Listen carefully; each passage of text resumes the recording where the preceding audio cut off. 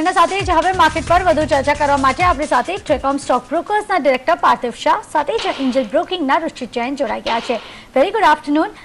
પાર્થિવજી, અહીંયાથી જે રીતના આપણને માર્કેટ પર clearly specially mid cap indices પર અગર હું પૂછું એક પ્રોફિટ બુકિંગનો માહોલ બનતો જોવા મળી રહ્યો છે, તો કોન્ફિડન્સ તો હજી પણ નથી જ ઇન્વેસ્ટર અને ટ્રેડર્સમાં કે પોઝિશન્સ એ લોકો કેરી ફોરવર્ડ કરી શકે એટલીસ્ટ નેક્સ્ટ વીક સુધી પણ.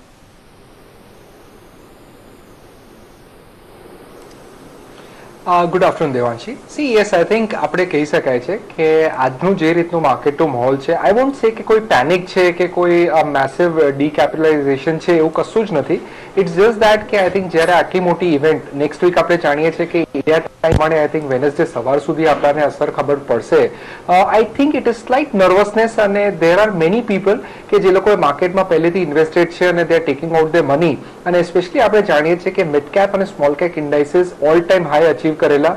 they were quoting at extremely high valuations. No doubt results bhi અમુકના સારા આવે છે, but I believe કે આજની તારીખમાં સ્ટ્રેટેજી એ જ છે કે wherever you are getting profits, it is better કે થોડા પૈસા આઈ થિંક માર્કેટમાંથી બહાર કાઢવા. અને આઈ થિંક કે આ જે ઇવેન્ટ છે મારી દ્રષ્ટિએ આઈ think it is good, it is more comfortable. કારણ કે જેમ નિશાએ સ્ટાર્ટિંગ ઓફ ધ શોમાં કીધું, આઈ ટોટલી અગ્રી વિથ હર કે આ જે આઈ થિંક ઇવેન્ટ જે છે ડિસ્કાઉન્ટ થઈ રહી છે. અને કોઈ કારણસર આપણે એ બી જાણીએ છીએ કે જ્યારે ટ્યુઝડે ફાઇનલ વર્ડિક્ટ આવશે અને જો કોઈ કારણસર જે માર્કેટ ચાહે છે એ પ્રમાણસર જો હિલરી ક્લિન્ટન જીતે તો we might C even short covering અને માર્કેટમાં એક સારી પોઝિટિવ રિલીફ રેલી બી આવશે. અને if worst case scenario what markets don't want અને જો ટ્રમ્પ જીતે તો આઈ થિંક સાઇડ ઘણી લિમિટેડ થઈ જશે. સો આઈ બિલીવ કે વર્સ્ટ કેસ માર્કેટ માટે somewhere around this is the worst case I'm saying 8200 8300 ની આસપાસ માર્કેટ શુડ બોટમ અને ત્યાંથી પછી આપણી જે છે રિલીફ રેલી છે. So again I believe કે તમે જાણતા હશો સ્ટાર્ટિંગ થી when markets were at 8800 અમે કન્ટિન્યુઅસલી ક્લાયન્ટ્સને CNBC બજાર ઉપર એ જ એડવાઇસ કરતા હતા કે તમારો જે પોર્ટફોલિયો છે એનું 20 to 30% component should be cash. અને આજના માર્કેટ પછી અને ઓવરઓલ અમને લાગે છે નેક્સ્ટ વીકમાં એ કેશ ડિપ્લોય કરવાનો ખૂબ જ સારો ચાન્સ મળશે. So one should go head buy fundamentally good stories and I am quite confident કે આ જે આપણને મોકો મળ્યો છે that will help us to achieve higher returns in the long term.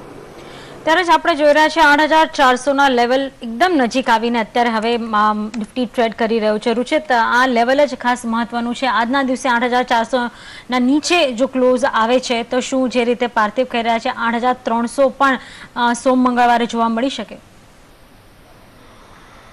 Good afternoon. Overall જોઈએ તો જસ્ટ એક કન્ટિન્યુએશન છે જો આપણે ગયા 3 ટ્રેડિંગ સેશનથી બેરિશનેસ માર્કેટ્સમાં જોઈ રહ્યા છે. જોઈએ તો 8550 નું જે ક્રુશિયલ સપોર્ટ હતું, જે ગેપ ડાઉન ઓપનિંગ સાથે આ સપ્તાહમાં સપોર્ટ એક બ્રીચ થયું હતું. તો જ્યારે પણ એવા સપોર્ટ્સ બ્રીચ થાય છે જનરલી ફોલોઅપ મોમેન્ટમ કે ફોલોઅપ સેલિંગ આપણે જોઈએ છે આવે છે. અને ઇવન એક ઇલેક્ટિવ ટર્મ્સમાં જોઈએ તો આ વેવ સી કરેક્ટિવ હમણાં ચાલી રહ્યું છે જેમાં 5 વેવ્સ હોય છે. તો ડેફિનેટલી આ કરેક્શન હજી બી એક્સટેન્ડ થવું જોઈએ. જો એક લાંબા ગાળાના ચાર્ટ જોઈએ, જો વીકલી ચાર્ટ ઉપર જે ફેબ્રુઆરીના બજેટના લોસથી જે અપમૂવ સ્ટાર્ટ થયું હતું અને હમણાં 8950 ની ઉપર આજુબાજુ જે આ મૂવ એન્ડ થયું છે એની એક રિટ્રેસમેન્ટ થઈ રહી છે એવું લાગી રહ્યું છે. તો ઓલ્ધો લોંગર ટર્મ ચાર્ટ પોઝિટિવ છે પણ આ કરેક્શન જે શોર્ટ ટર્મમાં આપણે ગયા 2 મહિનાથી 1.5 મહિનાથી જોઈ રહ્યા છે એ હજી બી નીચે કન્ટિન્યુ થઈ શકે ને. અને જો 38.2% રિટ્રેસમેન્ટ આવે તો અમારા ટાર્ગેટ્સ હજી બી નિફ્ટીમાં અહીંયાથી પણ ડીપર છે. લગભગ 8150 સુધીના ટાર્ગેટ્સ એની આજુબાજુ ત્યાં 38% રિટ્રેસમેન્ટ થશે. મને લાગે છે હજી બી બોટમ ફિશિંગ કરવા માટે અત્યારે કરંટ લેવલ્સ ઉપર એટલીસ્ટ નહીં કરવું જોઈએ. થોડીક હજી ઘટાડાની રાહ જોવી જોઈએ. 8150 થી 8250 ની રેન્જ પ્રોબેબલી આ માર્કેટમાં હજી આવી શકે છે. ઓકે, તો હજુ પણ એક ઘટાડા તરફી ચાલ નિફ્ટી બતાવે તેવી જ સંભાવના બનતી જોવા મળી રહી છે. એના સાથે જ અત્યારે જો વાત કરીએ ઓવરઓલ જીએસટીના કારણે જ આપણને આજના દિવસમાં જે એફએમસીજી કાઉન્ટર્સ પર સ્લાઇટલી રાલી બધી જોવા મળી રહી છે. એચયુએલ અને આઈટીસી, રુચિત તમે કેવી રીતના જોઈ રહ્યા છો બંને કાઉન્ટર્સને, કેમ કે ઘણા ટાઈમ બાદ આપણને એક ગ્રીન ટીક આ બંને કાઉન્ટર્સે બતાવ્યા છે. હજુ પણ એચયુએલમાં ખરીદારી બચેલી છે, તમે એક્સપેક્ટ કરો છો અપસાઇડની જગ્યા છે હજુ? બંને સ્ટોક્સ એક કન્સોલિડેશન ફેઝમાં છે. હમણાં એક બ્રોડર કન્સોલિડેશન થઈ રહ્યો છે. એચયુએલ ની વાત કરીએ તો આ લોઅર લેવલ્સ ઉપર 810 820 ની રેન્જમાં સપોર્ટ હતો અને એ સપોર્ટથી જ આ સ્ટોક એક બાઉન્સ બેક આપી છે. ઓલ્ધો એક રેન્જ બાઉન્ડ ટ્રેડિંગ આવતા 1 થી 2 સપ્તાહમાં હજી જઈ શકે છે. બ્રોડ રેન્જ રહેશે જ્યાં 820 825 નું સપોર્ટ હજી સસ્ટેન રહેશે અને ઉપરના લેવલ્સ ઉપર 880 ની આજુબાજુમાં એક રેઝિસ્ટન્સ આ સ્ટોકમાં આવશે. તો કરંટ લેવલ્સ ઉપરથી જ્યાં આ સ્ટોકે ઓલરેડી એક સારી મૂવ સપોર્ટ લેવલ્સથી આપી દીધી છે એના પછી ફ્રેશ અપમૂવ માટે કે ફ્રેશ બાઇંગ કરંટ લેવલ્સથી એટલું સારું રિસ્ક રિવોર્ડ રેશિયો રહેતો નથી. ઇવન આઈટીસીમાં ઓલરેડી એક પોઝિટિવ બાયસનેસ મને લાગે છે અહીંયાથી અને ઉપર આ પોસિબલ છે. રિટ્રેસમેન્ટ 258 259 સુધી જઈ શકે છે. પણ એઝ ઓફ નાઉ જેવું મેં એક્ચ્યુઅલમાં કીધું એવી જ રીતે ફ્રેશ બાઇંગ કરવા માટે આ સ્ટોક અત્યારે રિસ્ક રિવોર્ડ વધારે ફેવરેબલ નથી. યસ, કોઈની પાસે આ બંને સ્ટોક્સ હોય તો હજી બી હોલ્ડ કરવા જોઈએ, કેમ કે ડાઉનસાઇડ આ બંને સ્ટોક્સમાં ઘણી લિમિટેડ લાગે છે. ઓકે, ત્યારે જ હવે અમેરિકાની ચૂંટણીની વાત કરીએ.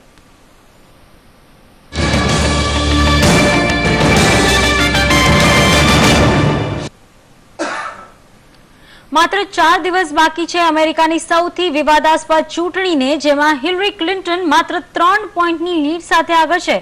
નવા આવેલા ન્યુયોર્ક ટાઈમ્સ CBS પોલ પ્રમાણે હિલરી ક્લિન્ટનને પડખે 45% વોટર્સ જોવા મળ્યા, જ્યારે ડોનાલ્ડ ટ્રમ્પની પડખે 42% વોટર્સ છે. જો હિલરી ક્લિન્ટનની જીત થાય તો તેને વ્હાઇટ હાઉસમાં એન્ટ્રીની સાથે જ મોટા પડકારનો સામનો કરવો પડશે, જેમાં મોટા પ્રમાણમાં ટ્રમ્પના સમર્થકો પણ સામેલ છે, જે આ પરિણામને સ્વીકારવા તૈયાર નહીં હોય.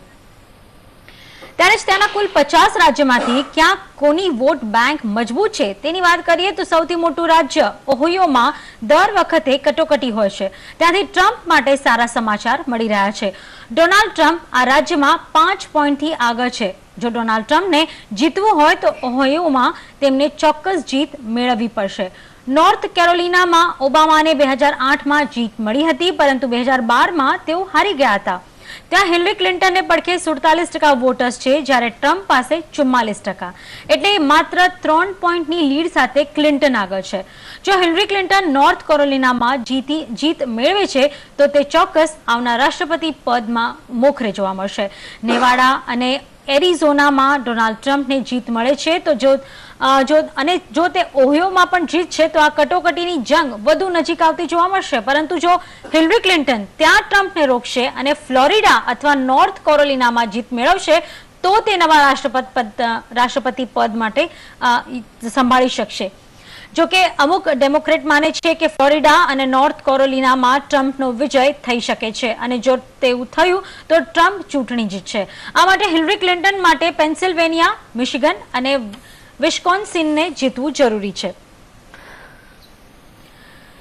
ત્યારે 1857 એડવાઇઝર્સના हेड ऑफ टेक्निकल जय बाला अपनी साथ जोड़ा है. मिस्टर बाला, स्वागत है CNBC बाजार में. जिस तरह से हम देख रहे हैं आप लंदन में हैं, लेकिन आज पूरे विश्व की नजर ये US प्रेसिडेंशियल इलेक्शन पे है. आपका क्या मानना है? Small correction before I go to that. Basically, I'm not with 1857 anymore. You need to make a correction of that. Okay, and let's get to the market.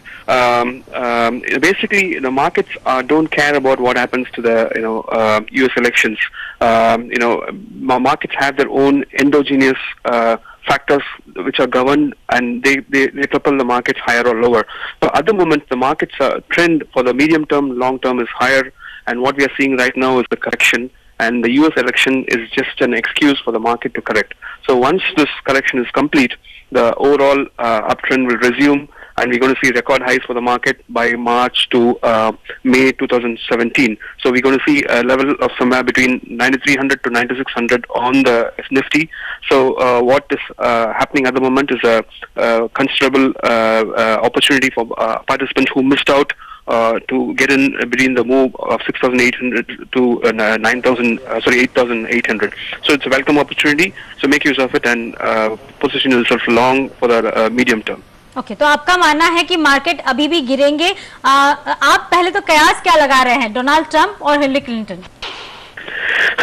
That is a big guess, but if the markets, if I were to, I usually interpret what happens in the market externally from the market's message. The markets are saying that there is a good possibility that it could be the Republicans who could be coming to the market. So so Donald Trump. Yeah, it looks like that. Okay. So आपका gas है Donald Trump आ सकते हैं. अगर Donald Trump आए तो शायद ये किसी भी वैश्विक मार्केट्स को पसंद नहीं आएगा, और आपका जैसा मानना है तो बड़ी गिरावट आ सकती है, और मार्च से लेके जुलाई तक हमें एक अच्छा रनअप मिल सकता है. लेकिन कितना और डिप आ सकता है, कितनी और गिरावट आप पूरे वैश्विक बाजारों में देख रहे हैं? See, one thing we need to keep in mind is, when Brexit was happening, people are saying it is the end of the world, it's a second Lehman, second housing crisis and all those things, but nothing happened. Markets had a knee-jerk reaction, they came down and then they resumed the uptrend. This is typically the same thing, but markets are getting fearful about Donald Trump coming to the market, and the market's going to cause a lot of hardship for the global markets. It's all the same thing. So we will see knee-jerk reaction initially, but the market's trend is higher. That will resume. So when you speak about supports and resistance, we are looking at 8200 to 8250 as an important support. I think the markets are unlikely to go below that in the short term.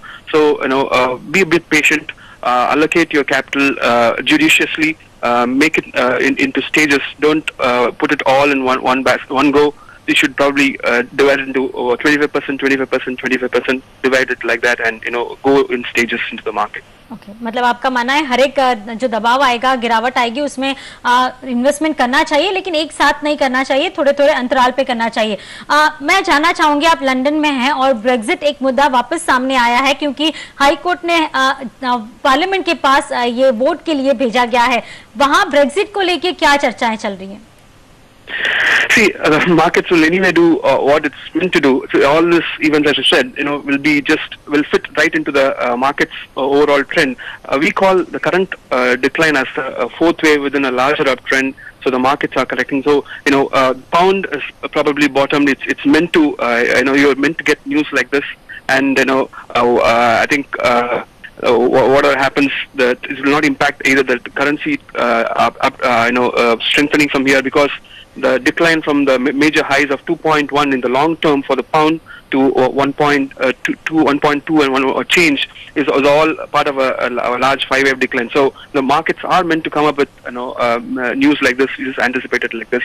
So even if Brexit was to be reversed, or the Brexit is going to happen, we're going to have the same thing in the market. We're going to see record highs for the US S&P. We're going to have record highs for the Nifty. We're going to have new highs for the FTSE 100. So all these events are just a sideshow to focus on the longer term uptrend. Okay, तो आपका कहना है ये जो events हैं वो factor in हो चुके हैं, मार्केट इस पे ज्यादा रिएक्ट नहीं करेगा। आखिरी सवाल पूछना चाहूंगी एफआईआईज को लेके। आपने देखा होगा जो अभी भारतीय मार्केट की, या हम देख रहे हैं निफ्टी की जो हालत है उसमें हम देख रहे हैं बहुत बड़ा हिस्सा एफआईआईज का बाहर जा रहा है।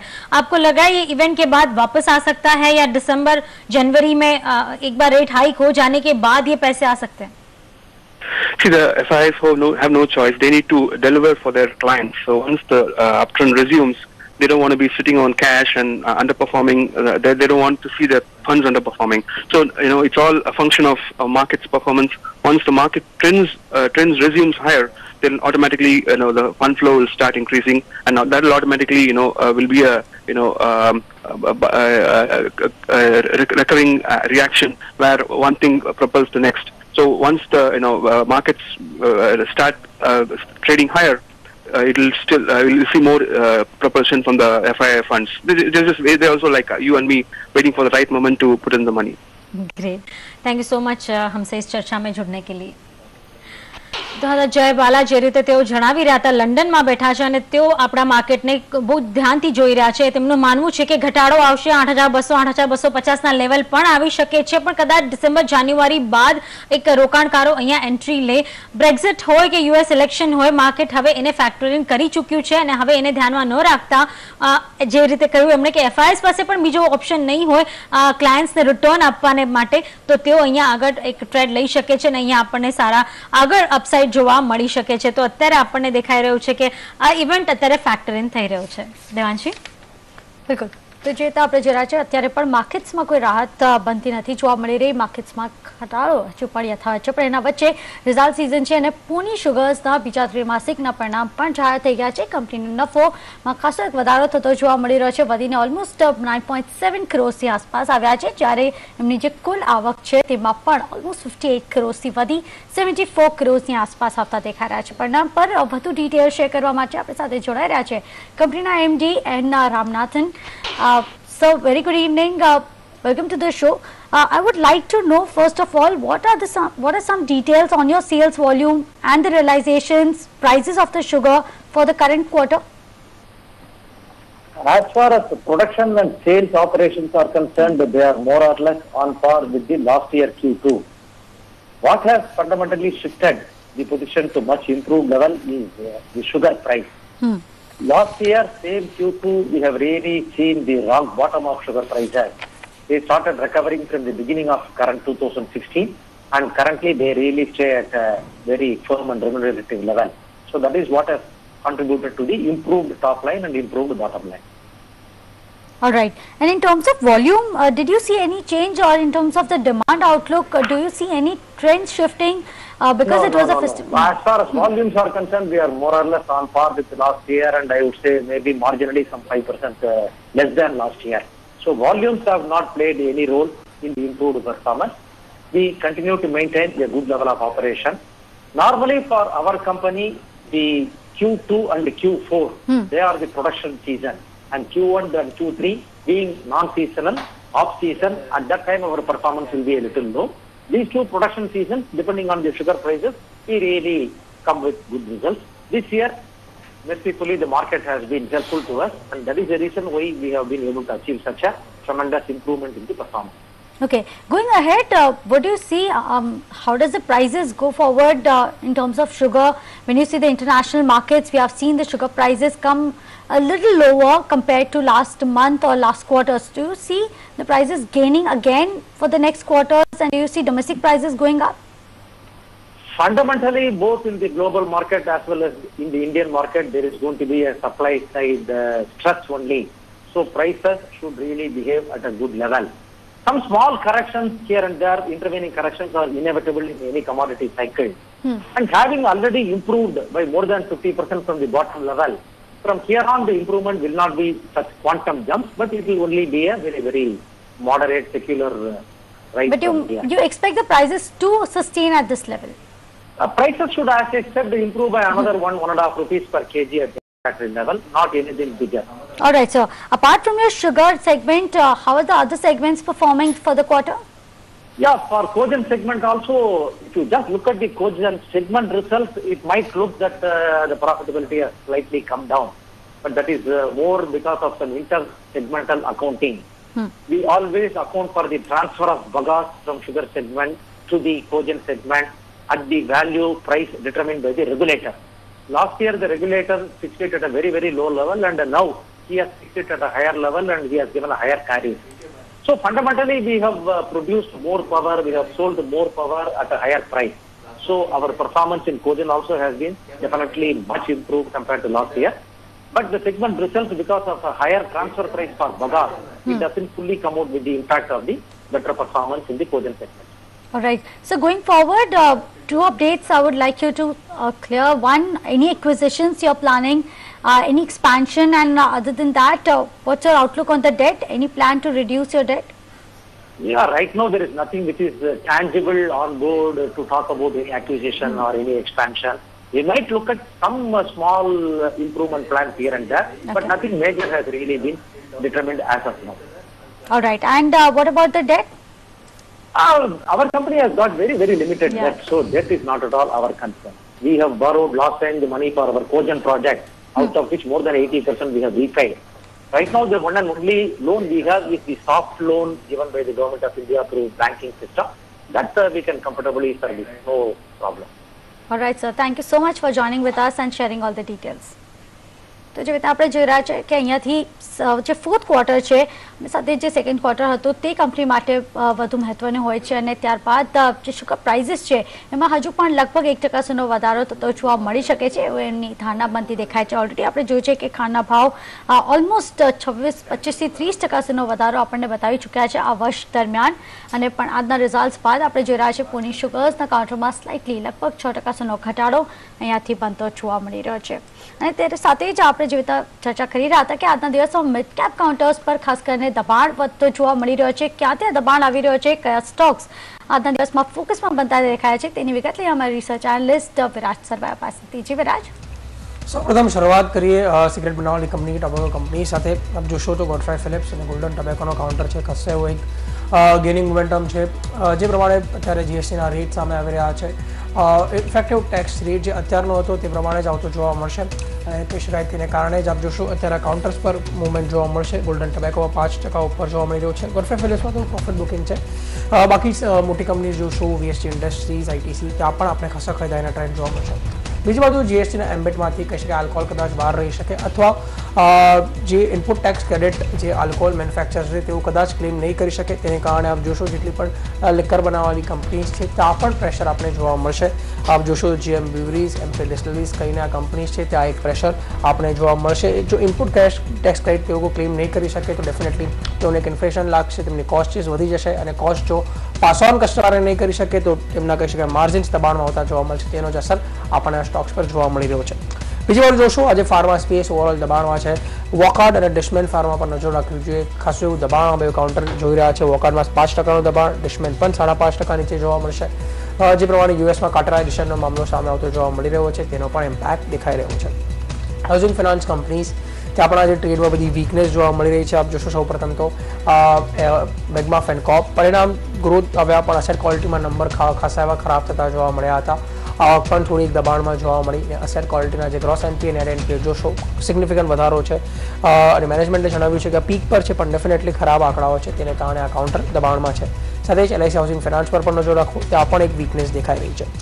બીજી બાજુ શ્રી દિગ્વિજય સિમેન્ટના પરિણામ આવતા જોવા મળી રહ્યા છે. લોસેસ છે એમાં એક વૃદ્ધિ થતી જોવા મળી રહી છે. આવકમાં પણ ઘટાડો છે. સ્ટોક જોશો 17% નીચે આપણને એક જોવા મળશે. આખરે નજર રાખો ટાઇટન ઉપર. ટાઇટનના પણ પરિણામ છે થોડાક વીક જોવા મળી રહ્યા છે, તેને કારણે પણ ટાઇટનનો કાઉન્ટર છે ત્યાં પણ એક પ્રેશર જોવા મળશે. આપ જોશો આવકમાં દબાણ છે, નફો ડેફિનેટલી એક વધ્યો છે પણ ઓવરઓલ જે માર્જિન્સ હતા તે પણ કહી શકાય ઓલમોસ્ટ એક માર્કેટના એક્સપેક્ટેશનની આસપાસ છે. થોડુંક દબાણ સ્ટોકમાં જોવા મળી રહ્યું છે અને ઇન્ડિયન હોટેલ્સનું એક કાઉન્ટર છે ત્યાં જોશો ત્યાં પણ એક આજે સારો ગેઇનિંગ મોમેન્ટમ 3.5%ની વૃદ્ધિ માર્કેટને કહી શકાય અગેન્સ્ટમાં જઈને એક અગેન્સ્ટ છે. જી બિલકુલ વિરાજ, આભાર આપનો આ બધા સ્ટોક્સ માટે. એના પર બી કરીશું ચર્ચા, પણ હાલમાં લે એક નાનકડો વિરામ.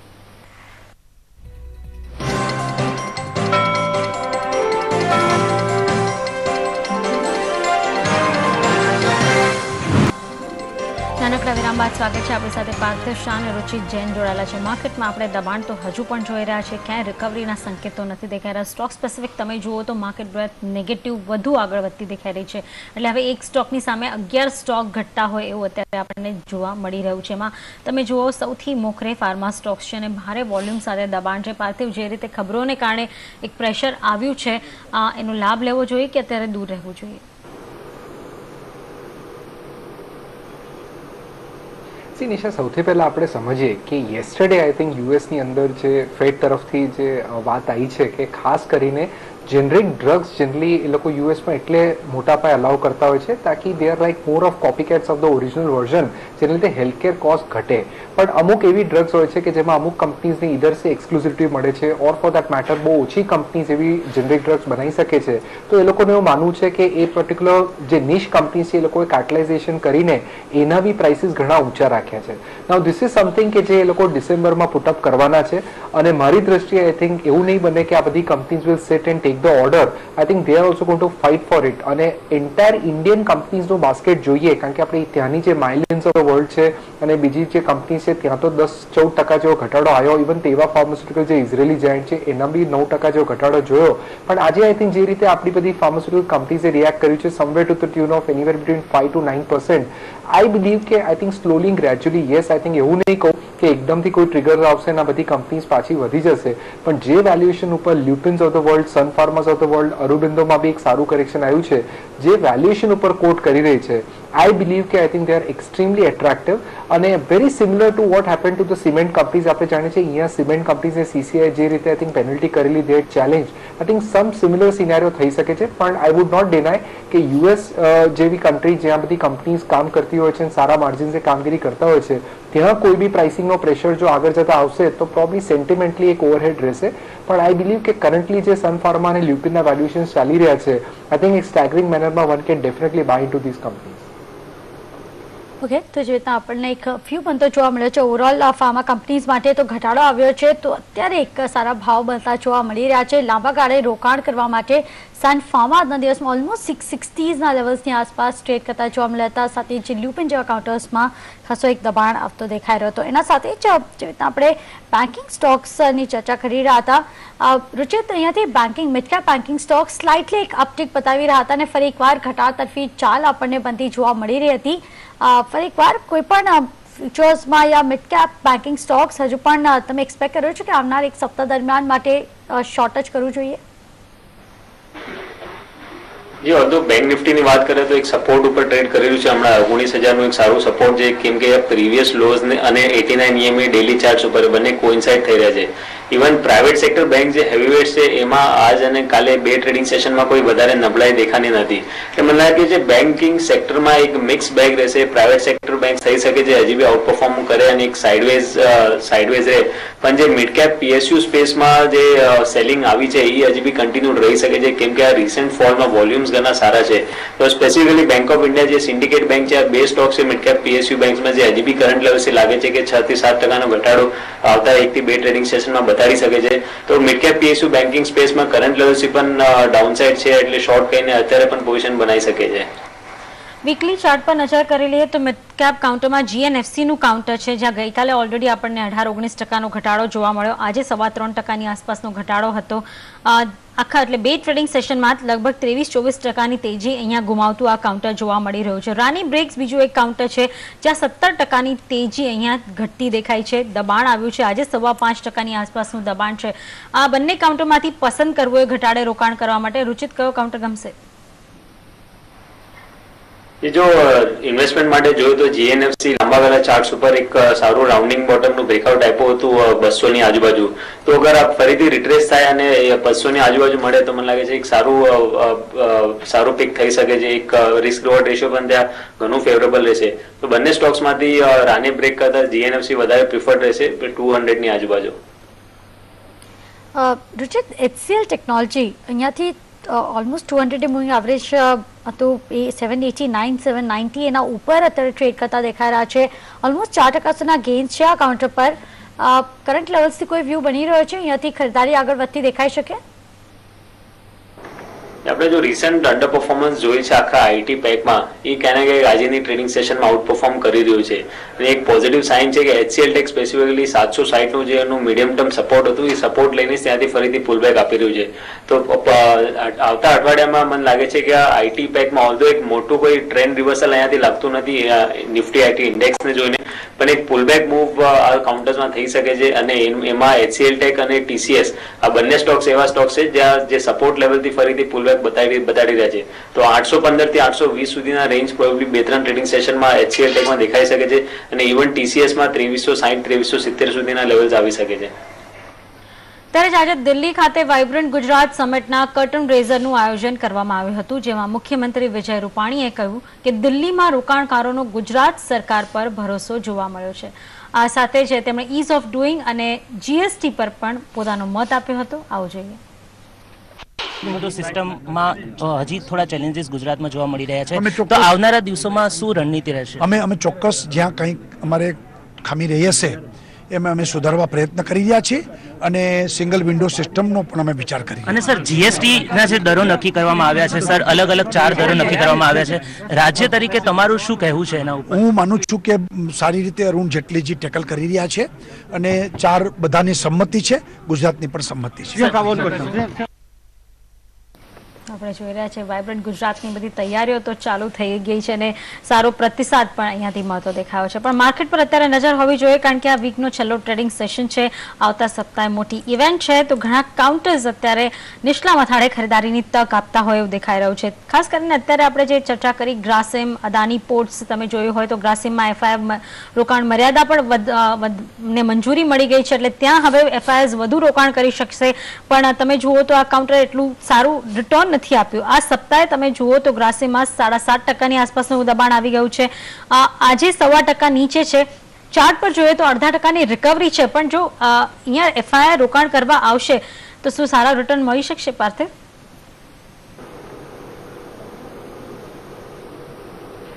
અમે લોકો ગ્રાસિમ ઉપર બોલે છે નિશા કારણ કે ઓવરઓલ આઈ થિંક આપણે જે આદિત્ય બિરલા નોવામાં બી જે ડીમર્જરની વાત જોઈ અને eventually I think it seems કે ગ્રાસિમ એક એ લોકોની ઇમ્પોર્ટન્ટ ભલે it is a holding company structure but Grasim will become the flagship company of the Aditya Birla group અને આઈ થિંક ખાસ કરીને આજની તારીખમાં બી આપણે જાણીએ છીએ કે ગ્રાસિમનો જે સ્ટેક છે ઇન અલ્ટ્રાટેક સિમેન્ટ એનું આપણે એન્ટરપ્રાઇઝ વેલ્યુ ડિસ્કાઉન્ટિંગ જોઈએ તો ઘણું મોટું ડિસ્કાઉન્ટ ચાલે છે. તો એ સંજોગમાં I think yes we are bullish on cement, especially names like UltraTech cement અને ગ્રાસિમનું જે કેમિકલ ડિવિઝન છે, કોસ્ટિક સોડાનું જે ડિવિઝન છે, કાર્બનનું ડિવિઝન છે, all are doing extremely well. અને મોસ્ટ ઇમ્પોર્ટન્ટલી ઇવન જે વિસ્કોસ ફાઇબરનું ડિવિઝન છે that is also coming out well. Raw material input cost ઘણો કમ્ફર્ટેબલ છે. તો we are believing the fact કે આઈ થિંક આગળ જતા ગ્રાસિમના especially after the merger story જે કેશ ફ્લોસ છે એ સુધરશે. Plus I think with FIs having a higher limit to buy, Grasim એક એવી કંપની છે કે જેમાં ઓલરેડી FIs એન્ડ મ્યુચ્યુઅલ ફંડ્સનું હોલ્ડિંગ ઘણા સારા પાય હોય છે અને I think this will be an opportunity for them to buy. અને એસ્પેશિયલી હાઈસથી આપણે એક સારું કરેક્શન જોયું છે. તો અમારો વ્યૂ ગ્રાસિમ ઉપર ઘણો બુલિશ છે. I think long term investors can by this into the portfolio.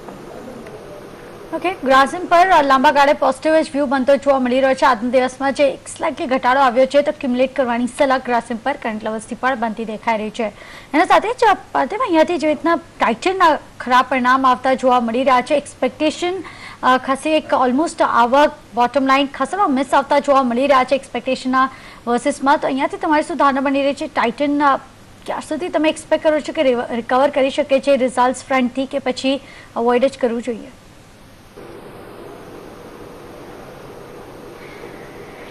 I believe કે I think yes results ઘણા ડિસઅપોઇન્ટિંગ રહ્યા છે. whether we talk of from income front, yes થોડુંક માર્જિનમાં ઇમ્પ્રુવમેન્ટ છે પણ આઈ થિંક ભલે જે મેનેજમેન્ટે કોમેન્ટ્રી આપી, આઈ think this was one result કે જ્યાં આઈ થિંક થોડુંક પ્રી ફેસ્ટિવલ બાઇંગ આપણે જનરલી જોતા હોઈએ છીએ. whether we talk of in the jewelry segment કે આઈવેર સેગમેન્ટ છે કે રિટેલ ફોકસ કન્ઝ્યુમર સેગમેન્ટ છે ટાઇટનના, તો ઇટ સીમ્સ કે હજુ બી આઈ થિંક જે ફૂટફોલ છે અને જે ખાસ કરીને આઈ થિંક જે કન્ઝ્યુમર સેન્ટિમેન્ટ છે has not work in favour of companies like Titan. અને I think it be difficult to justify the current valuations. આપણે જાણીએ છીએ કે Titan and the consumer focus industry I think commands one of the highest in terms of valuations જે price to earning જોઈએ, price to book જોઈએ. તો એ સંજોગમાં result even જો એસ્ટિમેટ્સને મીટ નથી કરતું અને એનાથી લેસર આવે છે તો આઈ થિંક આપણે ઓબ્વિયસ રીઝન્સ છે કે we are seeing a correction in the stock. I think I would still wait and watch. No doubt it's a fantastic run company, સારું મેનેજમેન્ટ છે, સારા પ્રોડક્ટ્સ છે. તો આઈ બિલીવ કે I think it's a matter of time કે જ્યારે consumer sentiment પાછું revive થાય છે અને કંપનીની સ્ટ્રેટેજી કમ્સ ઓન પાર, તો I think again will see the result momentum going. પણ આજની તારીખમાં I would take a call to avoid. હમણાં હાલના તબક્કે તો હું ઇન્વેસ્ટ કરવાનું સલાહ નહીં આપું. જો વેલ્યુએશન્સ હજી બી થોડા જો ડીરેટ થાય છે, if one gets to buy Titan from the current લેવલ્સથી ઓલમોસ્ટ 10% જેવા કરેક્શન છે ત્યારે probably I think valuation entry will become more compelling. Okay, ત્યારે જ હવે આપણે જોઈ રહ્યા છીએ માર્કેટ થોડું રિકવર નિફ્ટી થયું છે. 8,438ના લેવલ જોવા મળી રહ્યા છે. પણ ખરેખર શું આ રિકવરી ટકી શકશે ક્લોઝિંગ સુધી? એના પર નજર રહેશે. લઈએ નાનકડો વિરામ.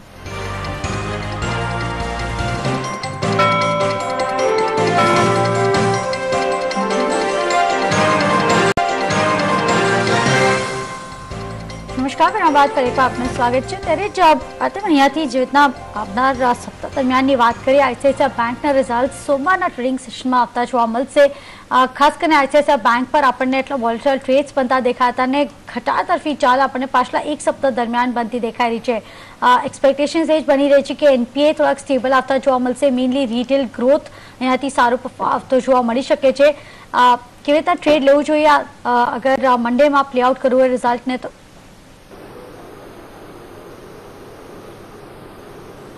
દેવાંશી, આઈ બિલીવ ICICIનું result is going to be very very crucial. કારણ કે ખાસ કરીને આપણે જાણીએ છીએ કે ICICI has been one bank કે જેને ઓલરેડી એના જે બી લોન્સના ઇશ્યુઝ છે, સ્લિપેજીસ છે, કન્ટિન્જન્સી પ્રોવિઝનિંગ એ લોકોએ જે લાસ્ટ ક્વાર્ટરમાં અનાઉન્સ કરેલું બહુ મોટા પાયે, જેને લીધે બોટમ લાઇનમાં બહુ મોટી હિટ હતી.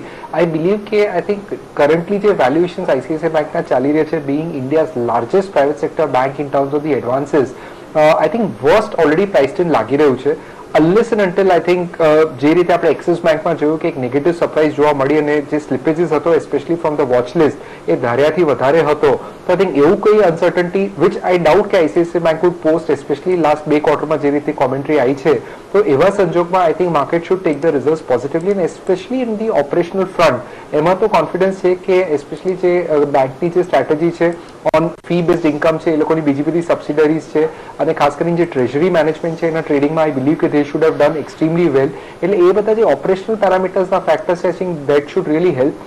NIM should probably stay stable if not improvement. I think net interest margin એક સ્ટેબલ રેન્જમાં રહેવું જોઈએ અને ખાસ કરીને I think the market would be watching the slippages number અને મેનેજમેન્ટની કોમેન્ટ્રી કે જ્યાં સ્ટ્રેસફુલ એસેટ સેક્ટર્સ છે અને નો ડાઉટ આપણે જાણીએ છીએ કે ICICI bank has been a lender to the SR group અને એસઆર ગ્રુપમાં જે આર્ક્સની સેલિંગની વાત ચાલી રહી છે should bode well in terms of the future commentary. તો એ બધું જોતા આઈ બિલીવ કે I think after the result market should cheer. એટલે સલાહ જે છે કે someone was not invested into ICICI bank there is no need કે આજે જ બાય કરું. આઈ થિંક એકવાર રિઝલ્ટ આવી જાય, રિઝલ્ટ બાદ આઈ થિંક થોડી ક્લેરિટી મળે તો આઈ થિંક એની લેવલ બિલો 280 અમારું માનવું છે કે ICICI bank is a great buy. અને quoting at 1.4 times FY18 price to book મારી દ્રષ્ટિએ બહુ ચીપ કહેવાય. It can easily be rerated to around 1.8-2 times. તો એ સંજોગમાં there is a lot of money to be made in this company જો આગળ જતા અઝ્યુમિંગ ધ ફેક્ટ કે સ્ટ્રેસીસ ઘટે અને એડવાન્સીસ ને બધાનો જે ગ્રોથ છે જળવાલો રહે.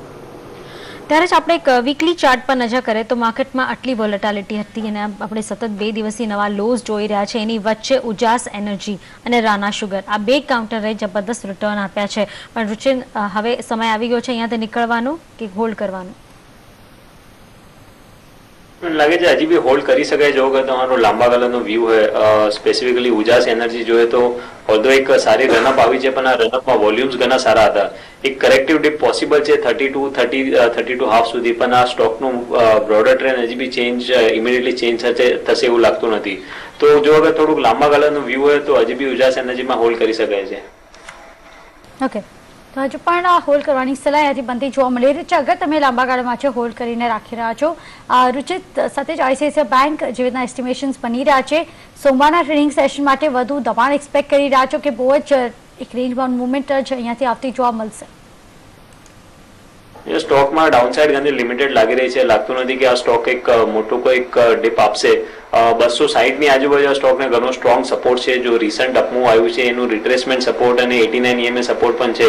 તો કોઈ પણ ડિપ અગર મળે અને 260 ની આજુબાજુ મળે તો મને ખ્યાલથી આઈસીઆઈસીઆઈ બેંકને ત્યાં ખરીદારી કરી શકાય છે. ઓકે, તો અત્યારે હવે નજર કરી લઈએ બીજા કાઉન્ટર્સ પર જ્યાં આખા સપ્તાહ દરમિયાન ખાસું દબાણ જોવા મળ્યું હતું. જેમાં આપણે જોઈ રહ્યા છે HPCL, Adani ports, yes bank, SBI, Bharat forge જેવા કાઉન્ટર મોખરે દેખાઈ રહ્યા છે. ફાર્મા કાઉન્ટર્સ તો છે જ મોખરે, કારણ કે ખબરોને કારણે આપણે જોઈ રહ્યા છે એક પેનિક બન્યું અને એક દિવસમાં મોટો ઘટાડો આવ્યો. પણ ખાસ કરીને PSU બેંક કાઉન્ટર્સમાં ખાસું દબાણ છે. ખાસ કરીને બેંક ઓફ બરોડા, PNB અને SBI ત્રણે આ સપ્તાહ દરમિયાન ખાસા ઘટતા દેખાયા છે. રુચિત, કોઈ એવા લેવલ દેખાય છે જ્યાં એન્ટ્રી લઈ શકાય? આઈ થિંક PSU બેંક્સમાં હજી બી વેઇટ કરવું જોઈએ, કેમ કે જેવું આપણે પહેલા પણ કીધું કે જે રિસન્ટ સેલિંગ આવી છે ગયા એક અઠવાડિયામાં એમાં વોલ્યુમ્સ ઘણા સારા છે. તો જ્યારે પણ સ્ટોક્સ વોલ્યુમ્સની સાથે કોઈ ડિક્લાઇન આવે તો એક નેગેટિવ સાઇન રહે છે. તો જ્યાં સુધી માર્કેટ્સમાં કરેક્ટિવ મૂવ ચાલતા રહેશે, આ કન્ટિન્યુડ રહેશે, ત્યાં સુધી લાગે છે કે PSU બેંક્સનું પાર્ટિસિપેશન ડાઉનસાઇડમાં રહેશે. રાધર PSU બેંક્સ ફોકસ રહેવું જોઈએ પ્રાઇવેટ સેક્ટર બેંકમાં, કેમ કે જો આ ડિક્લાઇનમાં પ્રાઇવેટ સેક્ટર બેંક જે આઉટ પરફોર્મન્સ બતાડ્યું છે, આઈસીઆઈસીઆઈ બેંક છે, એક્સિસ બેંક છે, કોટક બેંક છે. એક્સિસ બેંક ઓલ્ધો એક સારો ઘટાડો ગયા 5-6 અઠવાડિયાથી આ સ્ટોકમાં આવ્યું છે, પણ એક 5 વેવ ડિક્લાઇન કરંટ લેવલ્સ ઉપર લગભગ અહીંયાથી 5 વેવ ડિક્લાઇન્સ પૂરી થઈ શકે છે. એટલે એક પુલબેક રેલી એમાં પણ આવી શકે છે. તો PSU બેંક્સ કરતા પ્રાઇવેટ સેક્ટર બેંક્સ ઉપર ફોકસ રાખીને એક્સિસ બેંક છે અને કોટક બેંક છે અને આઈસીઆઈસીઆઈ બેંક આ ત્રણેય સ્ટોક્સમાં એક્યુમ્યુલેશન કરંટ લેવલ્સ ઉપર કરી શકે છે. ઓકે, તો અહીંયાથી આ બધા બેંક્સમાં એક્યુમ્યુલેટ કરવાની સલાહ લાંબા ગાળામાં જ મળતી દેખાય છે. કોઈ ટ્રેડિંગ સ્ટ્રેટેજી કરંટ લેવલ્સથી બનતી નથી દેખાઈ રહી. કરંટ લેવલ જેવી રીતના એક દબાણ નિફ્ટી બેંક બતાવી રહ્યો છે. એના વચ્ચે જ અલ્હાબાદ બેંકના રિઝલ્ટ આવી ગયા છે. એમને જે ચોખ્ખો નફો છે 65 કરોડની આસપાસ આપતો જોવા મળી રહ્યો છે. એના સાથે જ અસેટ ક્વોલિટી ઉપર નજર કરો, ખાસી સ્ટેબલાઇઝ થતી જોવા મળી રહી છે. Quarter on quarter gross NPAs 12.28% અને જે છેલ્લા ક્વાર્ટર દરમિયાન 12.33% આસપાસ હતા. નેટ NPAs ઉપર નજર કરીએ તો ઓલમોસ્ટ 8.59%, છેલ્લા ક્વાર્ટર દરમિયાન 8.69% હતું. તો અહીંયાથી સ્લાઇટલી સુધારો કહી શકાય છે નેટ NPAsના ફ્રન્ટથી, પણ ઓવરઓલ બહુ જ સસ્ટેન થતી જોવા મળી રહી છે. કોઈ સુધારો નથી થઈ રહ્યો ગ્રોસ NPAs અને નેટ NPAsના ફ્રન્ટ પર, પણ હાલમાં અસેટ ક્વોલિટી સ્ટેબલ થઈ રહી છે. ત્યારબાદ 3.5% સુધીના ઘટાડા સાથે આ કાઉન્ટર ટ્રેડ કરે છે. ક્વિકલી પાર્થિવ, અલ્હાબાદ બેંક તમને લાંબા ગાળા માટે કેવી દેખાય છે?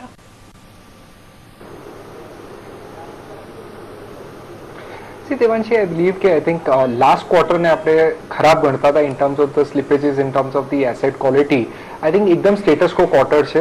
There hasn't been much improvement in terms of the stress quality as seen in the gross and the net NPA.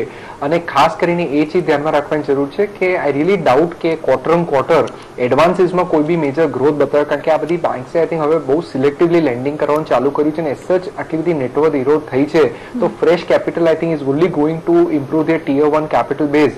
તો એ સંજોગમાં I think I still believe કે રિઝલ્ટ બહુ સારા ના કહેવાય અને આઈ થિંક જે પ્રોફિટનો કોમ્પોનન્ટ છે it would be important to see કે whether there is anything like a tax write back or not. પણ I think overall I think results are tapped અને નો ડાઉટ આઈ થિંક હજુ will take some time. There is no doubt કે આ બધી PSU banks I think 6-1 મહિના પછી તે will start showing some recovery અને યર ઓન યર આપણે કમ્પેર કરીશું તો રિઝલ્ટ્સ રિલેટિવલી સારા દેખાશે. પણ આઈ સ્ટીલ બિલીવ કે આઈ થિંક પીએસયુ બેંક્સમાં if one wants to play તો ઇટ્સ બેસ્ટ કે names like State Bank of India છે, બેંક ઓફ બરોડા છે, પંજાબ નેશનલ બેંક છે, ઘટાડે આઈ થિંક આ બધા શેર્સ વધુ ફોકસ કરવાની જરૂર છે.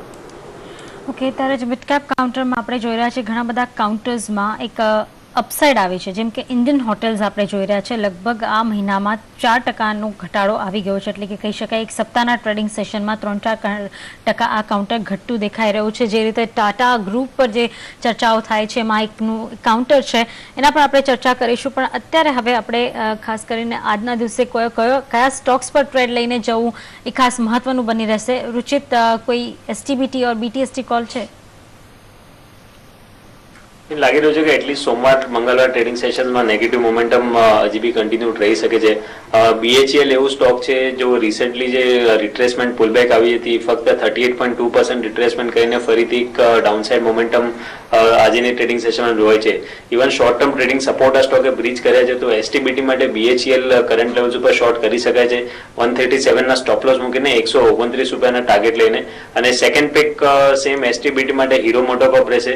ઓલ્ધો એક બ્રોડર ડિગ્રી અપટ્રેન્ડમાં છે આ સ્ટોક, પણ આજની ટ્રેડિંગ સેશનમાં જે રિસેન્ટ કન્સોલિડેશન ફેઝના લોઅર એન્ડ હતા એ રિસેન્ટ કન્સોલિડેશનનું લોઅર એન્ડ બ્રીચ થયું છે, એટલે થોડુંક સેલિંગ પ્રેશર આવી શકે છે હજી બી આ નેક્સ્ટ 1 થી 2 દિવસમાં. એસટીબીટી પર્સપેક્ટિવથી કરંટ લેવલ્સ ઉપર હીરો મોટોકોર્પને કરી શકાય છે 3325 નો સ્ટોપ લોસ મૂકીને 3190 ના ટાર્ગેટ માટે. ઓકે, હીરો મોટોકોર્પ અહીંયાથી ફ્રેશ શોર્ટ્સ ઇનિશિએટ કરવાની સલાહ બનતી દેખાઈ રહી છે. 3190 સુધીના ટાર્ગેટ્સ નીચે તરફ આવે તેવી અહીંયાથી સંભાવના બનતી દેખાય છે. એના સિવાય આજના દિવસમાં ભેલ પર પણ એક સેલ કોલ મળતો જોવા મળ્યો છે સોમવારના ટ્રેડિંગ સેશન માટે.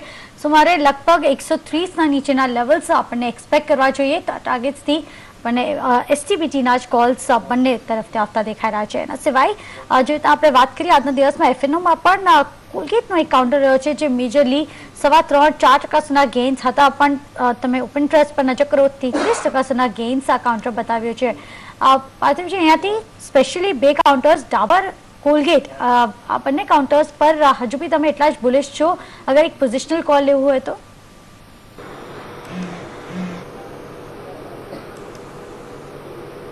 આઈ બિલીવ કે આઈ થિંક ખાસ કરીને સૌથી પહેલાં હું કોલગેટની વાત કરું તો આ ઘણો મોટો એક અંડર પરફોર્મન્સ સ્ટોક રહ્યો છે અને આઈ થિંક કન્ટિન્યુઅસલી એ જ ફિયર્સ હતા કે with Patanjali increasing its market share in the દંત મંજન જે ખાસ કરીને સ્પેસ છે આયુર્વેદિક ટૂથપેસ્ટનું, એટલે આઈ થિંક કોલગેટના આપણે જોયું કે સ્લાઇટલી જે વોલ્યુમ ગ્રોથના નંબર્સ છે જે માર્કેટ એનાલિસ્ટ ધારતા તેની સ્લાઇટલી ટેપિડ રહ્યા.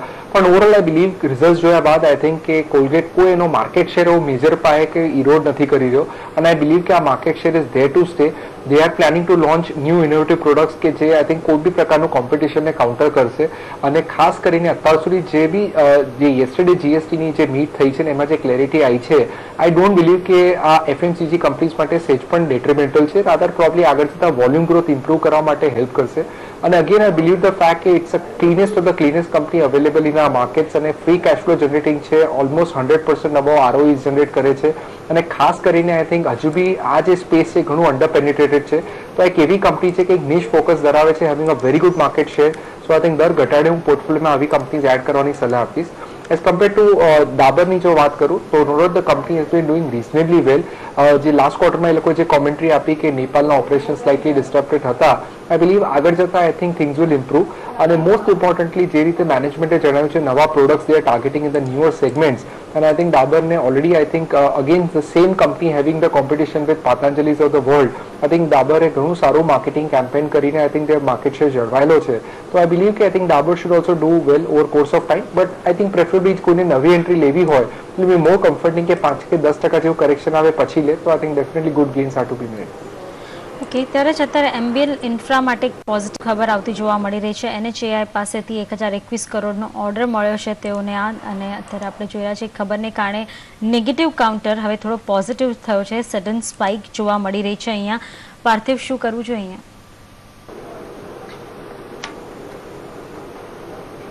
Nisha, I think MBL infra no doubt એને સારા એવા કોન્ટ્રાક્ટ્સ મળ્યા છે, પણ આઈ થિંક એકવાર આપણે જાણીએ છીએ કે એના અમુક કોન્ટ્રાક્ટ્સમાં I think that got stuck up અને એક્ઝિક્યુશન ડિલે થયેલું, વર્કિંગ કેપિટલ ઘણું બ્લોક થયેલું.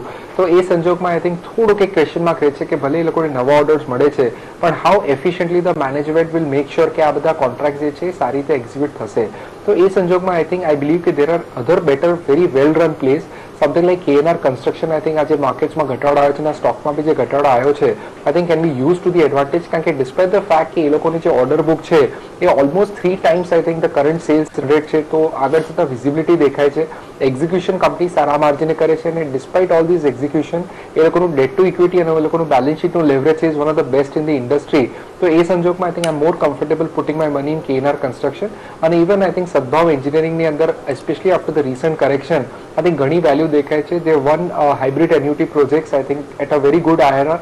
તો એ સંજોગમાં આગળ જતાં જેમ એક્ઝિક્યુશન દેખાશે આઈ think results will start to improve. તો આઈ બિલીવ કે સદભાવ એન્જિનિયરિંગ KNR કન્સ્ટ્રક્શન ઓવરઓલ આ સેગમેન્ટમાં આઈ થિંક મારી ટોપ પિક્સ રહેશે. ઓકે, ત્યારે જ આગળ વધીને ટોપ ટ્રેન્ડ્સની અપડેટ લઈએ.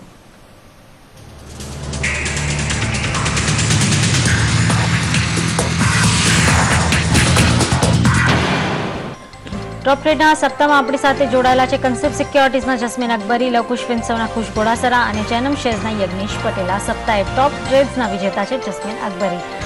આપણે જોઈ રહ્યા છે બધાને જ નુકસાન જઈ રહ્યું છે, ખાસા મોટા પાયે નુકસાન છે, પણ એની વચ્ચે 1591 રૂપિયાનો નફો પોસ્ટ કરવામાં જસ્મીન સફળ રહ્યા છે.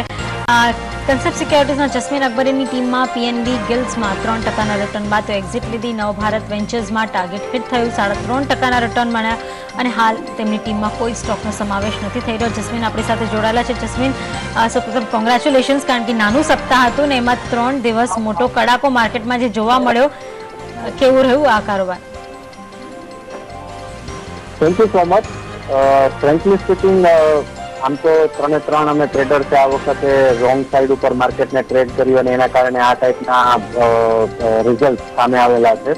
પણ મેઇનલી જો વાત કરું તો રિસ્ક મેનેજમેન્ટ પર વધારે હું કોન્સન્ટ્રેટ કરું છું અને એના જ કારણે 2 વીકથી ટોપ ટ્રેડની અંદર વિનર બન્યો છું. અને આ વીકની અંદર મારું ખાસ ધ્યાન હતું કે લોસ કોઈ બી એક સિંગલ ટ્રેડમાં વધારે ન થઈ જાય એના પર મેં વધારે ધ્યાન રાખેલું હતું અને એના જ કારણે આપણને આ રિઝલ્ટ મળેલા છે. ચોક્કસ, તો આવનાર સપ્તાહ પણ એટલો જ ટફ રહેવાનો છે, તો એમાં તમે સારા ટ્રેડ્સ લો અને સારા રિટર્ન આપો એવી જ અપેક્ષા. Congratulations once again.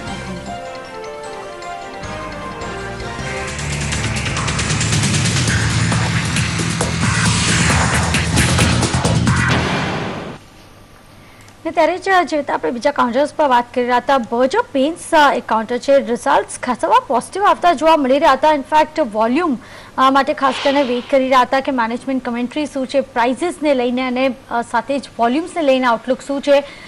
પાર્થિવ, અહીંયાથી બર્જર પેઇન્ટ્સ અને એશિયન પેઇન્ટ્સ આ બંને કાઉન્ટર્સ અગર જોઈએ છે તો ખાસું કરેક્શન ઓલરેડી આવી ગયો છે આ બંને કાઉન્ટર્સ પર, તો અત્યારે લેવાય કે પછી હજુ પણ વેઇટ કરવું જોઈએ?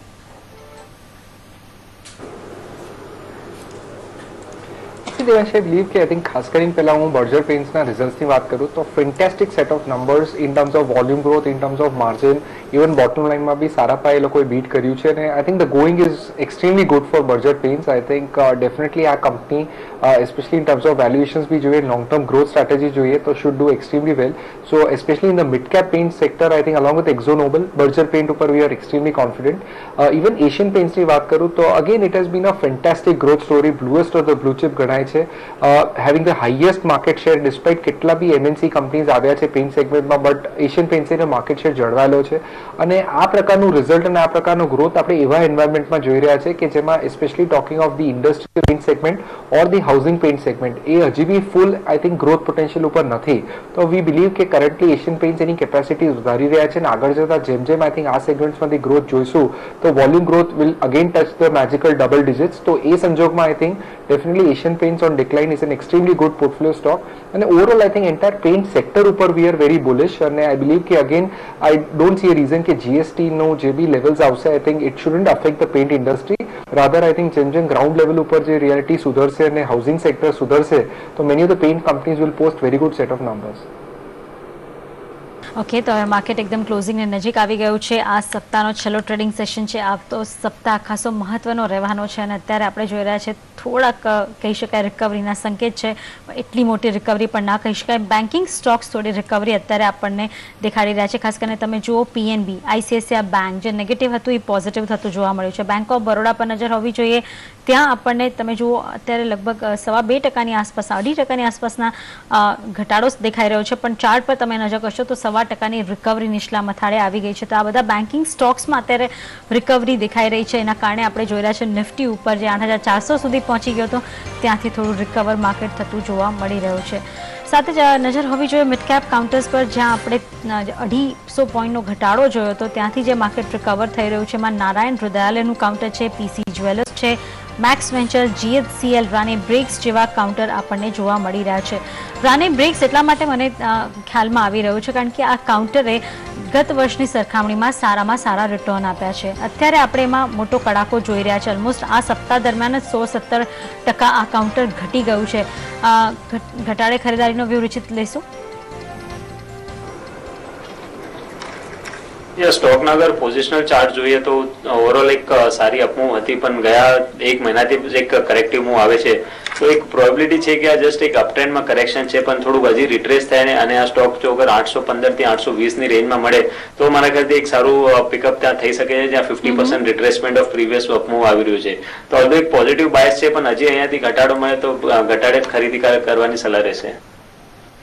ત્યારે જ માર્કેટને હવે ક્લોઝિંગને ફક્ત 15 સેકન્ડનો સમય બાકી છે. આ સપ્તાહ દરમિયાન ફાર્મા સ્ટોક્સે પોતાના 8%ની તેજી ગુમાવી છે. PSU બેંક્સ તમે જુઓ 6.5% વધુનો ઘટાડો PSU બેંક ઇન્ડેક્સ પર જોવા મળ્યો છે. સ્મોલ કેપ મિડ કેપમાં ખાસું ધોવાણ થઈ ગયું છે. ઇન્ફ્રા કોમોડિટી કાઉન્ટર્સ પણ ઘટતા દેખાયા છે. થોડી ઘણી કાઉન્ટરમાં એ પણ આજના દિવસે જોવા મળી કારણ કે GSTમાં જે રીતે દરો નક્કી થયા છે ક્યાંક ને ક્યાંક આ કંપનીઝ માટે પોઝિટિવ છે. એના કારણે FMCGએ પોતાની તેજી થોડી રિકવર કરી એટલે કહી શકાય કે દબાણ હતું ત્યાંથી રિકવરી જોવા મળી.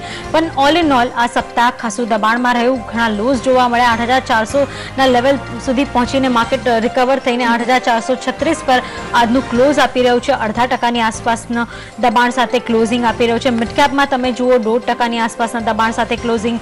બેંક નિફ્ટી 0.5%ના દબાણ સાથે ક્લોઝ આપતું જોવા મળી રહ્યું છે. સાથે જ અત્યારનું લગભગ 3 લાખ ઉપરનું એક ટર્નઓવર આપણે જોયું. આજે બહુ મોટા વોલ્યુમ્સ અહીંયા આપણને નથી જોવા મળ્યા.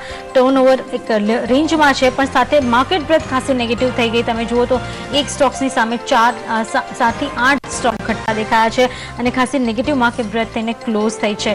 તો જે રીતે આપણે જોયું ખાસ કરીને ફાર્મા સ્ટોક, બેન્કિંગ સ્ટોક્સ બધે જ સર્વત્ર વેચવાલીનો માહોલ હતો. હવે આવતો સપ્તાહ એટલો મહત્વનો છે કારણ કે US પ્રેસિડેન્શિયલ ઇલેક્શન છે. FIના પૈસા સતત આપણે પાછા જતા જોઈ રહ્યા છે અને કોણ આવશે અને કોણ માર્કેટને ડ્રાઈવ કરી જશે એ ખાસ મહત્વનું રહેશે. એની વચ્ચે શું એક લોંગ કોલ લેશો કે શોર્ટ કોલ મંડેના રુચિત?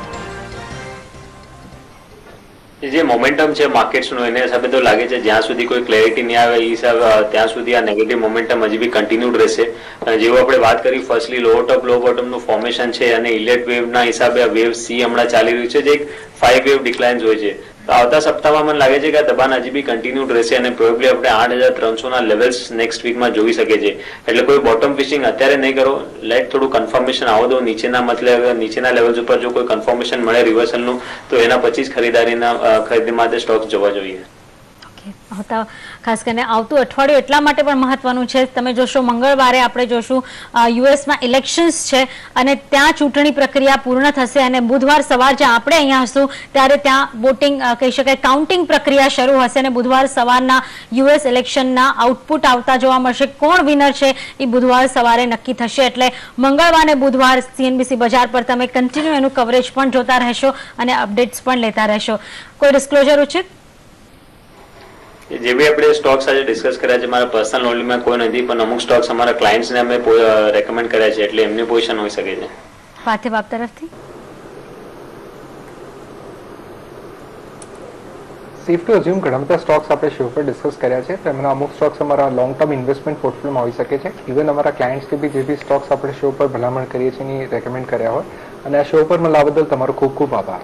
આપ બંનેનો પણ આભાર સમય ફાળવી અમારી સાથે ચર્ચામાં જોડાયા તે બદલ. ત્યારે ક્લોઝિંગ બેલમાં હાલે આટલો જ. મને ને દેવાંશી બંનેને આપશો રજા. આગળ લઈને આવીશું સ્ટોક ધીસ વીક. જોતા રહો CNBC બજાર. નમસ્કાર.